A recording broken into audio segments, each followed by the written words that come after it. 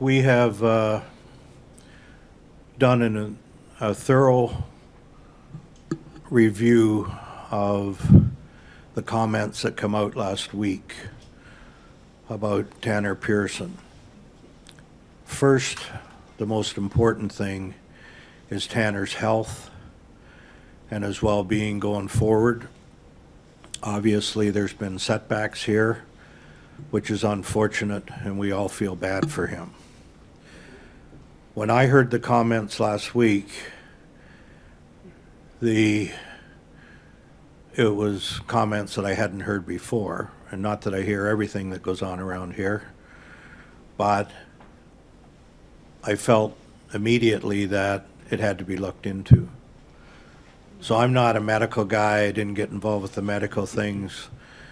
What I did do initially was to go to all the people that had been dealing with Tanner through this process, everyone, and ask them if Tanner had expressed any concern about how his situation been handled. And I couldn't find one person that that was told that it wasn't handled properly. So the next step was to go to the people that work with those departments. I have Dr. Bill Regan here, who's been with the Canucks for over 2 decades, a highly respected doctor. He's full-time with us now. So I had him go through the process of what he deals with, and also Dr. Sese, who we brought on last year to observe our medical and strength and conditioning staff to see if there were any changes or what we could do to improve it.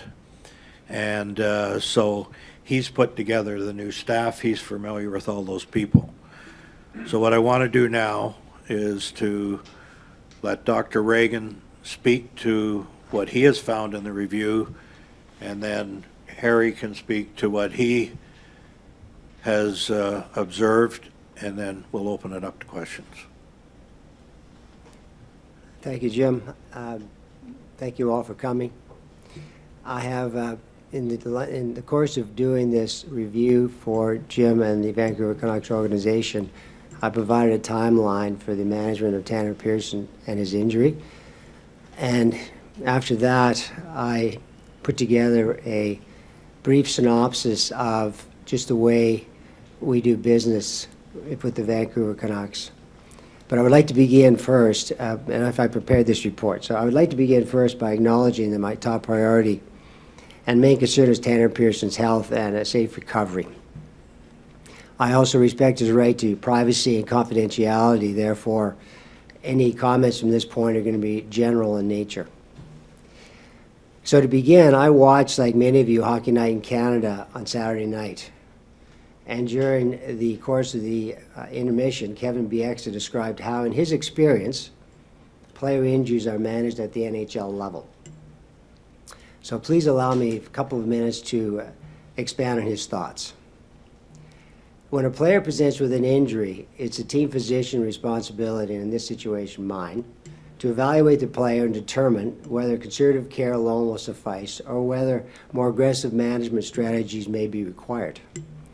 If in fact outside opinions are required, I will source out contact experts in whatever field that needs to be addressed.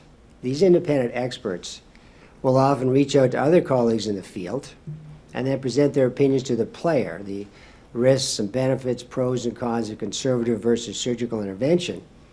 And at this point in time, the player will then make a decision along with his trusted allied and agent, etc., as to whether to proceed or not.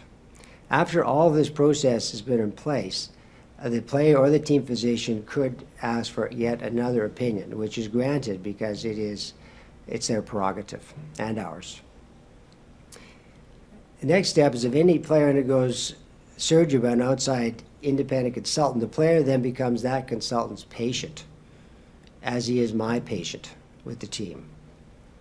After the surgery is successfully completed, a third-party independent content expert then is intricately involved with the direct rehabilitation protocols that are inherent with the surgery completed.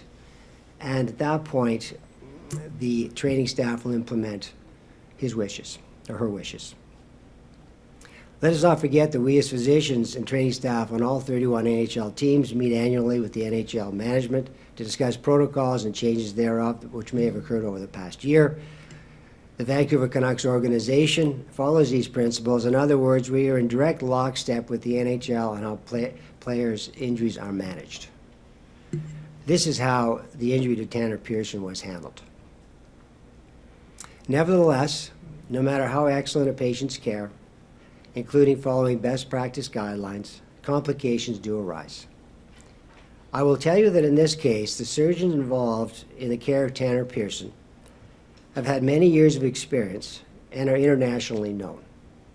On a personal note, I'd have any of the surgeons involved in his care operate any one of my family members with no hesitation. Having said that, in Tanner's case, there have been 2 setbacks stalling his recovery. Tanner has been reviewed by 3 outside consultants who have in turn consulted with other trusted colleagues outside of the organization in order to obtain consensus as to how to best move forward with his care in order to ensure the best outcome. Finally, to close, I would like to thank the Canucks organization, and most specifically Patrick Alvin, who is the person to whom I directly report to, and for all his support and concern he has demonstrated regarding medical care of his players. Patrick Alvin has had a lot on his plate this year, as we all know, but every time I call, he picks up the phone and offers any assistance he can for the management of his players. Thank you. I would like to now turn over the microphone to Dr. Sese to talk about the rehabilitation techniques employed. Thank you, Dr. Bill. When it comes to rehabilitation and return to play, there are many steps to it. So it's not you have an injury and then all of a sudden you're directly back to play. There are many steps involved, whether you are a professional athlete or just a fan watching at home. For example, if you hurt your hand, we're going to start with simple steps such as, is the wound healing? Are we then able to work on range of motion, grip strength, and so forth? So whenever you hear the term return to play, it's not necessarily, oh, an injury is good to go, you are back on the ice. No, there are many steps to follow.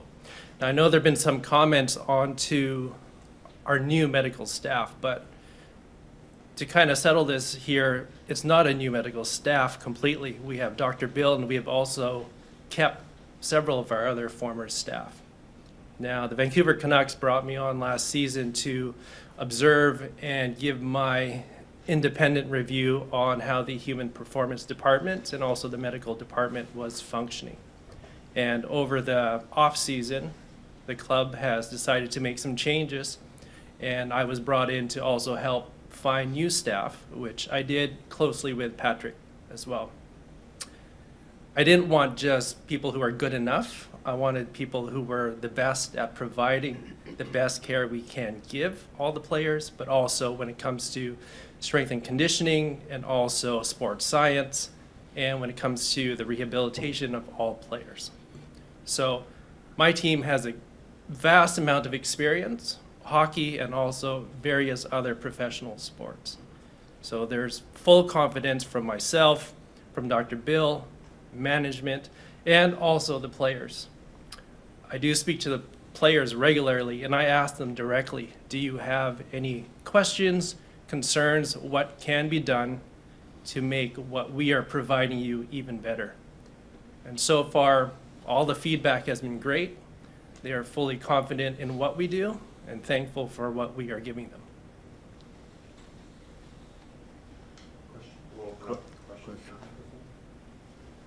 You mentioned setbacks. What were the nature of the setbacks, and how many surgeries has Tanner actually had? Thank you for that question. Due to the confidentiality and privacy concerns, I really can't divulge that, unfortunately. I guess a curiosity from our perspective is that how did a 4 to 6 week injury morph into something where Tanner's not going to play the rest of the year? I mean, is there some way that we can at least address the fact that it's gone from 4 to 6 weeks to season ending, and why? Again, due to privacy concerns, I'm not going to go into details. However, he's had 2 setbacks, and that has led us to the place we are today. I don't know if you can answer this one, Jim. Have you heard from the NHLPA? I know it was kind of concerned about the process here. Have they approached you at all, the Players Association? About Not yet. Not yet. I've heard that they're meeting today, and so if you know, if they decide to take a look at this, or the league, you know, obviously we're open to it. If there was any wrongdoing, we want to get it right going forward, okay? But based on our internally here, you know, we're comfortable with the way things have been handled. But having someone else come in and look at it and getting their opinion would be fine. Dr. Sese, just to confirm, are you full-time with the organization, or are you in more of a consultant capacity? I'm more of a consultant capacity. So if you're not here daily, take me through the decision-making process. Who's ultimately responsible for the medical department and these decisions? The ultimate decisions are always going to be held with Dr. Bill, as well as any of the specialists who are involved in the care of the actual injury itself. The Human Performance Department of the therapist, and also the strength and conditioning to help rehabilitate the injuries, that is all done through the guidance of the specialists and Dr. Bill overseeing that as well. So we have multiple checkpoints, and also, you know, having group discussions on what is the best way to handle any injury, and also how to help have that player return safely, but at a good pace. Jim and Doctor, I don't think your answer is going to play out well with your season ticket holders and hockey fans. When players get injured, and if it's a season-ending injury, in the past we've heard what it is, if it's a broken hand or a broken leg. This is a very contentious issue. You know, when words like this get out, it can poison the well in the hockey world. Are you concerned that you're going to have players who may not want to come here because of what's going on with this injury?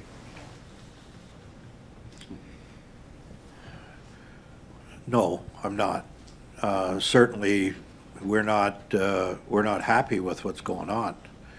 But for the most part, these injuries have gone according to the course they take. And just because we've had one where we have this kind of a setback, I don't think it should be viewed that that's going to happen all the time. And that's why we're talking to you. I get what you're saying. People want the information, but there's laws, and there's laws in Canada. There's privacy laws based on medical care. And if we could tell you, we would. I mean, it's on the tip of my tongue. I would like to tell you, but we would be in trouble if we did it. Can somebody speak at least to, sorry Jim, to at least the prognosis for recovery? I mean, we know he's not going to play the rest of the year, but is he at a stage now with setbacks and procedures where you can forecast that he's going to be okay to play next season? I wouldn't conjecture any answer to that question at this particular time, unfortunately. Complicated for you as well, Jim, because you've got a player who has another year left on his contract, who's also at an age where with the trade deadline coming up might be of value to some other team as a veteran. And how does that complicate matters for you even from that side of the ledger? Well, we have a lot of complicated matters and related to the cap and things like that, but this is not something we think about now. This is about his health, getting him back to being 100%, if that's possible, and hopefully the right things were done, you know, and if they weren't, that they're changed going forward. So this is not a concern of mine now. There's other things to deal with as far as the cap and things like that, and I don't think that I should be worrying about Tanner at this point other than his health. Just to follow up Jay's question, and Jim, you said that this is just one case, but I know that Brock had a hand procedure and the wound opened up there, and I believe there were some concerns last year from Jason Dickinson's camp about maybe either a misdiagnosis or something along those lines regarding a hand injury there, and now also Thatcher seems to have gone beyond his original timeline that we were told when he first got hurt. Do you worry about kind of a pattern of things that don't necessarily go as originally planned, and that might be a concern to agents and players down the road? No, I don't. I don't. Because in Dickinson's case, there was never any indication of a hand injury. He played through an injury, but it was a long ways from his hand. Okay? And with what Thatcher's dealing with, that happens to a lot of players with the injury he's dealing with, and especially the position he plays. Okay? And we're not going to be in a position to hurry him back. We want him to be 110% when he comes back.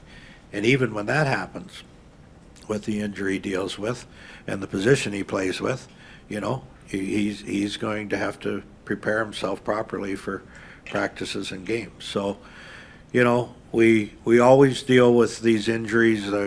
As you know, I've been around a long time, and just because there's a timeline set for a player, it doesn't mean they're going to hit that timeline.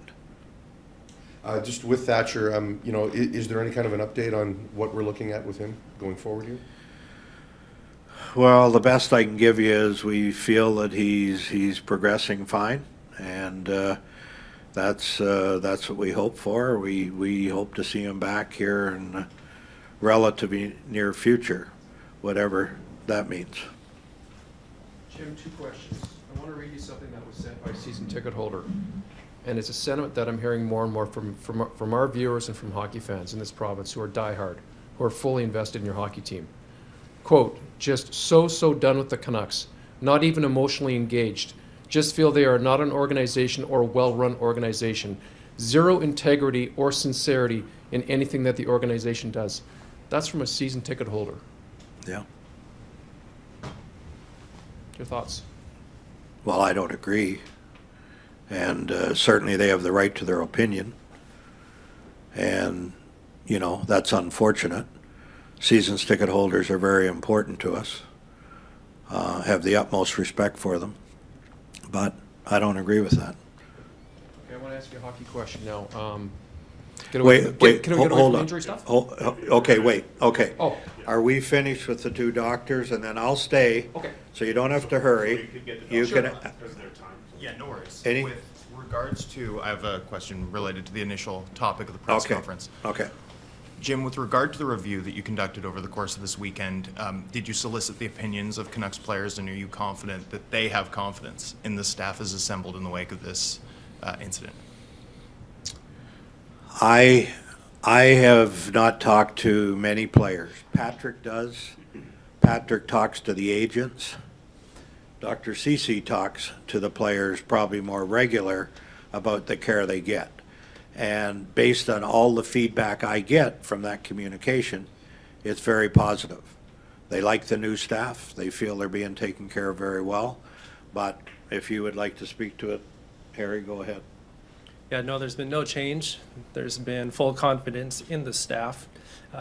One thing to add is that the whole staff has been vetted, even the previous ones who have stayed behind as well, because I wanted a very special team that provided very special skill sets to try and minimize or fill any gaps that there were from previous seasons. So we actually do work closely with the NHL, even in putting a team together, as far as what their medical standard mandates are for certain staff as well. So no, there's been no loss of confidence. Nothing's changed, even as of last week's comments from one of the players. Yeah. Are there any other medical questions? All right. Okay, thank you guys. Thank you, guys. Thank you. Okay, thanks. You were still going on. Yeah, there, so. thanks, Jim. I'll just let him move the Yeah, chair. okay. You guys good back there? I know in the past when we've chatted with you, it's been a while, you bought into this core, you believed in this core, you re-signed JT Miller to a long-term deal. It seems that no matter who the coach of this hockey team is, be it Travis Green, Bruce Boudreau, or whoever may come in after Bruce, that this core doesn't want to play the structure, the style that you'd like to see that needs to be had to success. Are you recalibrating your thoughts on this core, and is it time now to finally change it all up? Well, I definitely know we have to change it, okay? And, you know, I'm disappointed in the job I've done to this point, okay? Because when I first came here, I talked about getting control of the cap, you know, getting the cap back to where it is, getting rid of some contracts, and we haven't been able to do that. Now, the opportunity hasn't been there, but it's still my job to get it done. Until we do that, we're not going to be able to make the kind of changes that we need to make. There's certainly the changes we need to make to put ourselves in a better position. When there's players out there available, we can go and get them. And so that's been very disappointing for me.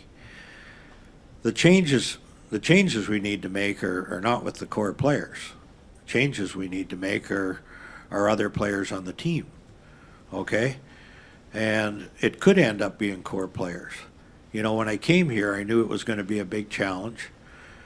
And I thought, you know, we're going to have to do minor surgery. Well, to answer your question, have I changed my position? Yeah, we have to do major surgery. And between now and the start of next season, we're going to have to make some changes. Some won't be very popular. Some will be popular. But we're going to have to really do some things that I didn't think we would normally have to do when I first got here on how we make those changes.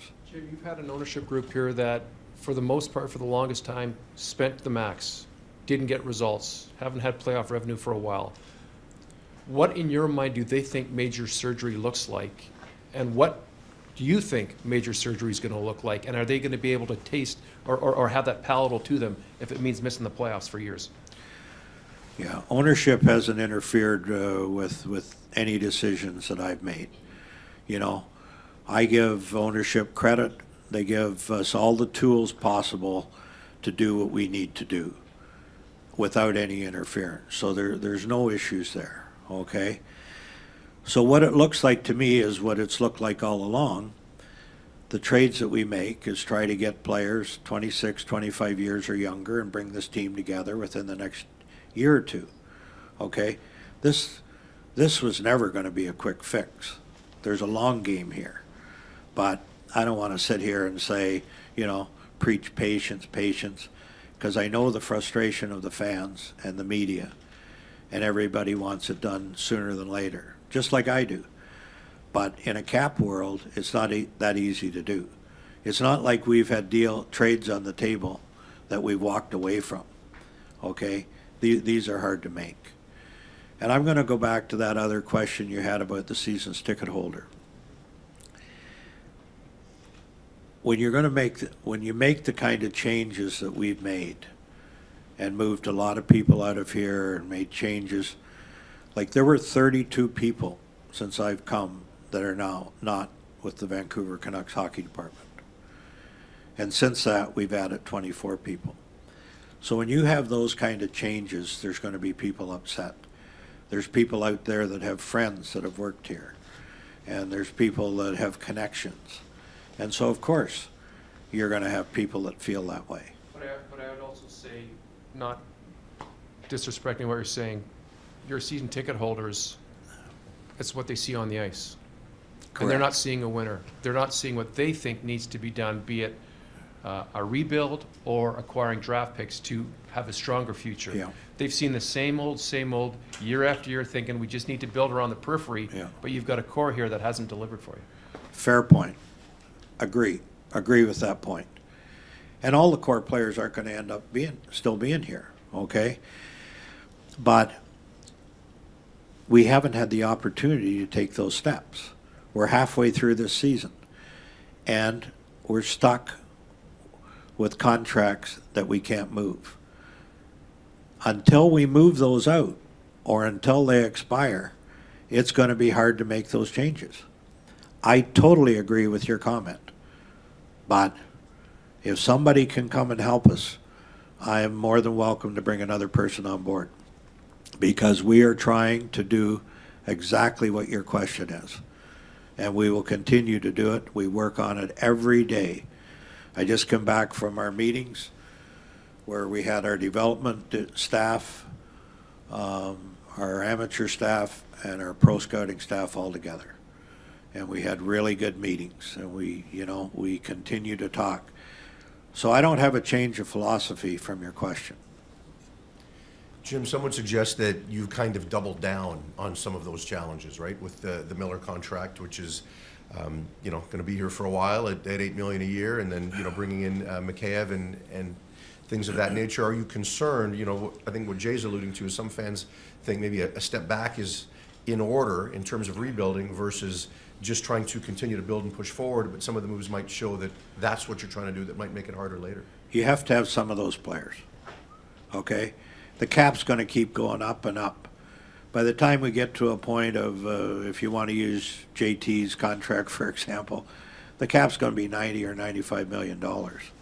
That contract is not going to affect what the Canucks do several years down the road. So you have to have some of those players. And we are taking a step back, whether we want to or not. And we're not happy about it. And I'm not laughing about it. But the fact of the matter is, we're in the process of taking a step backwards. Excuse me for a second. What can you tell us about Bo Horvat? There have been some reports that there's a lot of interest out there, but also that you guys might take one more shot at getting him re-signed. We, I believe, have taken our best shot.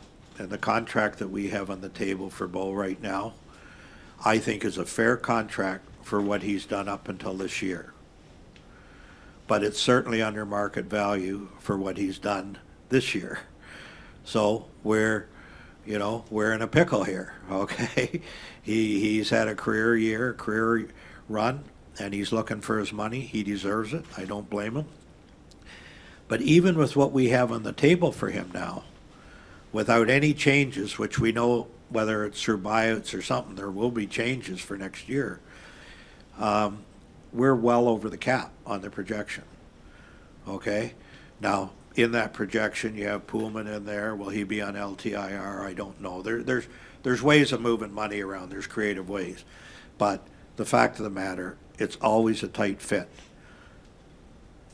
Bruce Boudreau, what's his future? There's reports out there that you guys have had conversations with Rick Tocchet already, and that it's just a matter of time in Bruce's case. It feels like he's in a real challenging position. Yeah, well, we all are. And, there's lots of speculation out there. Bruce is our coach now, okay? When we get off to a slow start this year, we, as a hockey staff, we watch the coaching staff closer. There's been times where we've had real good runs, and the team's played pretty well, and there's been times where we haven't. And why is that? And when I say this, I'm not pointing this at Bruce. Bruce is a friend. I really like Bruce, and he's done good work here. But this is what we review all the time and try to make a decision. So all I can say is that Bruce is our coach right now. Have you spoken to replacement candidates, potential replacements? We have, I'll say I have, and I'm not going to get into names, and this is even going back a couple of months ago, that I have called a few people to talk to people, yes. But with that, it was clear that I'm calling and talking, but don't know that we're making a change and don't want to make a change.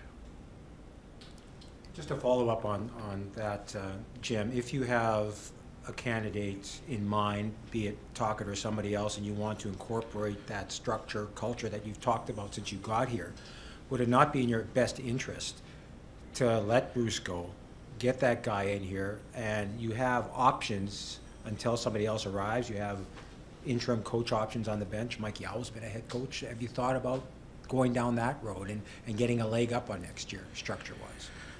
No. Bruce is our coach, and that's the way it is today. Jim, is this job bigger than you thought it was when you took it? In light of how this season has played out, how this market views the team, and the challenges ahead of you, because I'm sure you've had seasons where you think you couldn't get a deal done and unload some salary cap, and you've managed to get it done. You haven't been able to do that yet. Is it Is it different than what you thought it was going to be? Is it more challenging? No, it's not. And I really like the market. I get it that people are upset and they write very direct emails to you and things like that. But what a great hockey market. I'm back in Canada. It's where I was born and raised. And it's a challenge. It's a big challenge. There's a lot of work to be done here. I mean, for you people that follow the team, I don't think you're surprised that it gets to this point, that, that there's going to have to be serious changes. Like I said, major surgery. And we'll work through it, and we'll be thorough. We'll do the best we can. And like I said, it will never happen as fast as we all want. Jim, I think coming into this season, the expectations were for this team to get to the playoffs. Is what we kind of heard up to this point. We heard about building and building and building. Has that plan changed quite a bit? And is this team still building or looking towards a rebuild when you talk about these major surgeries? We're not looking towards a rebuild. I'd rather call it a retool. My preference is when we make these deals is not necessarily for draft picks that may come in and help the team, 4 years from now, 5 years from now. I'd prefer to get younger NHL players that maybe didn't work out in their entry-level contract and, bring them in, give them a second chance. We'll still try to acquire some draft picks, but we have to go about this in a way that it's not a long-term rebuild, okay? And I think we can do that. The possibilities are out there. Now, you get some of these players that have been 2 years in the league and haven't met their expectations. They may not turn out either. There's a risk in that. But it's no different than the draft pick that you take that you find out 3 years from now that they didn't develop properly. So that's kind of the direction we'd like to go. So it'll be a mix of draft picks and hopefully younger NHL guys that have NHL experience.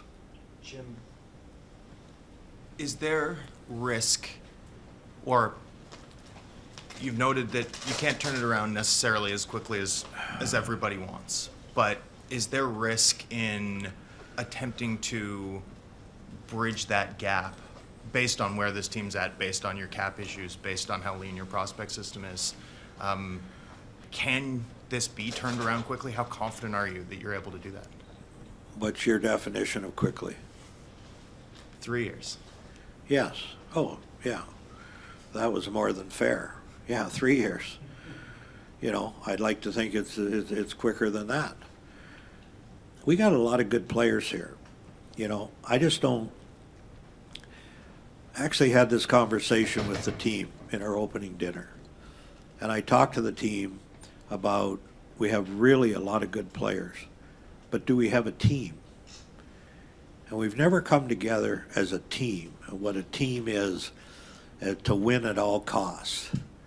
We played a game here a week ago against Colorado. And you look at how that game was played. That was played like a team that you wanted to win at all costs. How many of those games have we seen? We don't see many of those games here. And so that's what I talk about.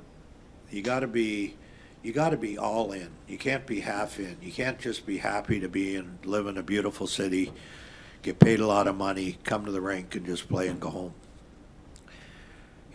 There has to be attention to details. There has to be accountability. All those things that are very important to become a regular playoff team. And that's what we have to work towards. And we have not been able to do that at the midway point of this season. Jim, if you're not seeing that consistently at the moment from your team on the ice, why are you so committed in your belief about this core? Well, I don't want to say I'm totally committed. I mean, I still believe in the core, and I still believe that we have a lot of good players. But with that, when I talk about major surgery, there could be core players that have to move out. It may be the only way that we can get significant players back, where you take a core player and you can get a good young center and a good right shot defenseman. It may be the only way to do it. And that's when I talk about, you know, there will be some decisions that are popular and there'll be some that won't. And we may get to that point that we have to do it. Jim, did you talk to Quinn Hughes about the genesis of his comments? And if you did, can you share with us what he said? I didn't. Patrick did. I don't have any problems with his comments. I don't have any problems with anybody's comments. That's the world we live in. Free speech. And this is a player that's very emotional. As a team, we're disappointed. We're losing too many games. And he come off the ice after a game and he was very emotional. I have no problem with what he said. Time for a couple more here, guys. Jim, you talked about the length of time in this rebuild, that it was going to be long, but then when you answered Drance, you said it could be less than 3 years. So are you long for this rebuild? Or do you see yourself at this stage in your career, as accomplished as you are, needing to see this through? Yeah, I am. If I have health issues, then I'm out. Okay, then I can't do it. But I like a challenge, and man, I got a challenge. What you thought of Andrei Kuzmenko's season, and what are your thoughts on the process going forward with him as he's a pending unrestricted free agent? Well, he's still adjusting to the league. You know, to be successful in this league, you got to play north-south. And when you come over as a European player, they play a different style, and they're going east-west as much as they're going north-south. I think he's making that adjustment. He's a pure goal scorer. He sees the ice well. He loves Vancouver. He loves the Canucks. He wants to be here. We want him to be here. We've started the process just a few days ago on contract extension, and we hope we can keep him. We think he'll just get better and better as he adjusts to the league, and he's still making that adjustment, but he's working really hard at it. Jim, I know you've only been here for 18 months, but in this market, the subject of rebuild, retool is a decade-long argument.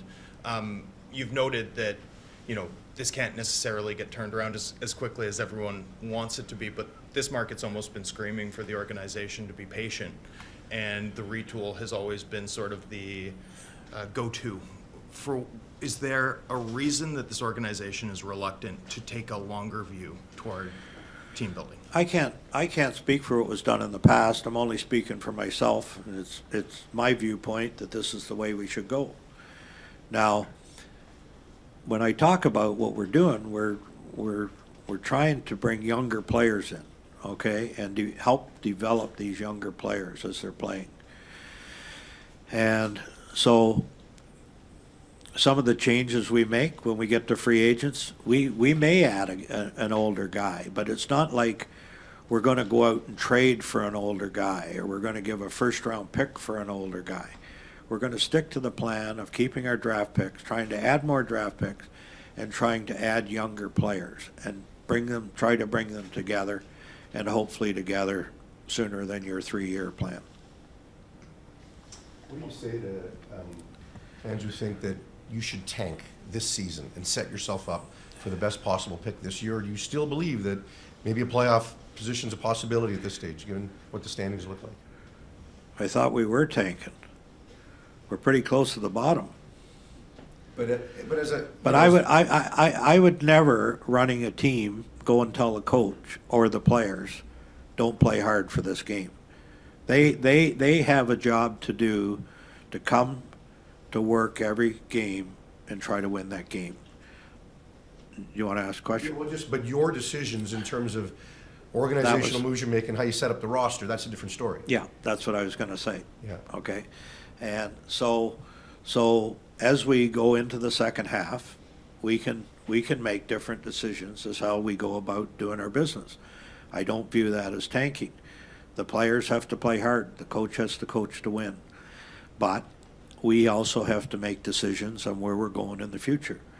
You know, like one of the decisions that I think is working pretty well is sending some of those guys to Abbotsford. You know, Potts-Colson needed to get his confidence. Hoglander needed to work on his turnovers. Almond needed to just get some confidence, you know, from an offensive point of view. And I'm really pleased with what's going on in Abbotsford. Can Demko be part of that decision, keeping him out longer to maybe you know, work towards a better draft pick? I haven't thought about that. We want to make sure he's healthy, okay? But he's going to want to play. He's not here to worry about whether we get a better draft pick, you know? I mean, I'll say the obvious. We want to, you know, we'd all like to get the first pick overall if there's ever a year to get it, okay? But I get your point. And you understand that I answer your question, okay? Yeah, totally.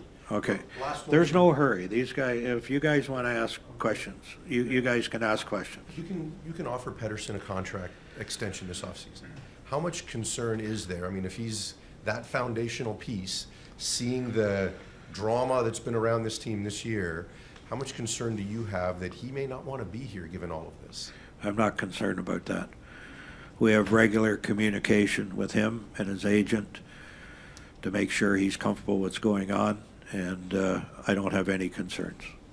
Jim, I think when you look at teams that are able to quickly take a step forward and turn things around sooner rather than later, it involves teams that A, have cap space, and B, also have blue chip prospects that are ready to step into impact roles right away.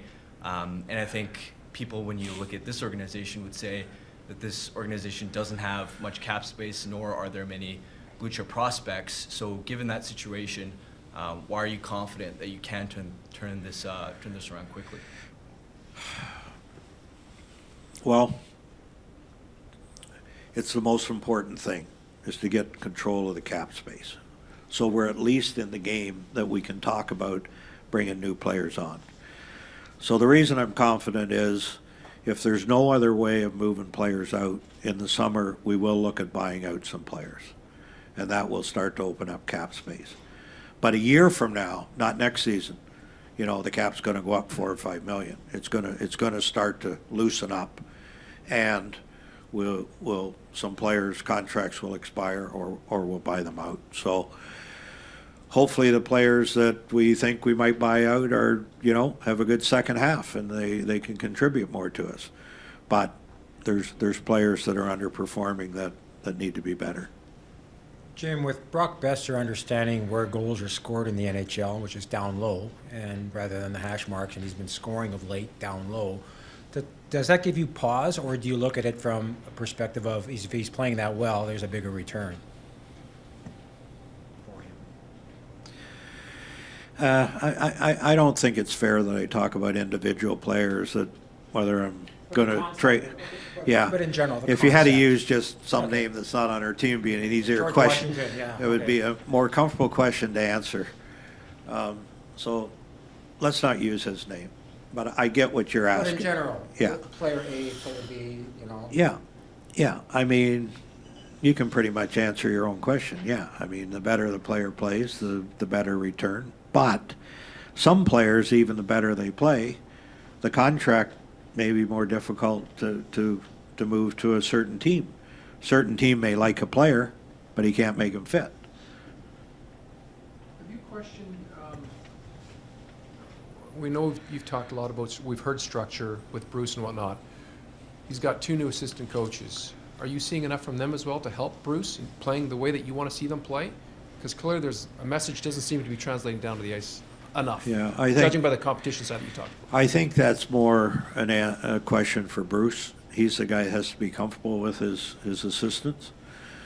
You know, we have great concern about our penalty kill. You know, we haven't been able to make that adjustment. I don't know how much we work on it or how much we try to adjust it, but when you have a penalty kill like that, that's great concern. Jim, it seems like it probably was difficult coming in last year and dealing with an AHL team, but you mentioned Podkolzin and Höglander, Amon, these guys down there. You've had a pretty good track record of developing guys in the AHL in your career. How different is your view today than it was the day that you came in here with the AHL team? Oh, it's different. I really like what's going on. And, you know, the Sedins spend a lot of time down there and take great pride in it.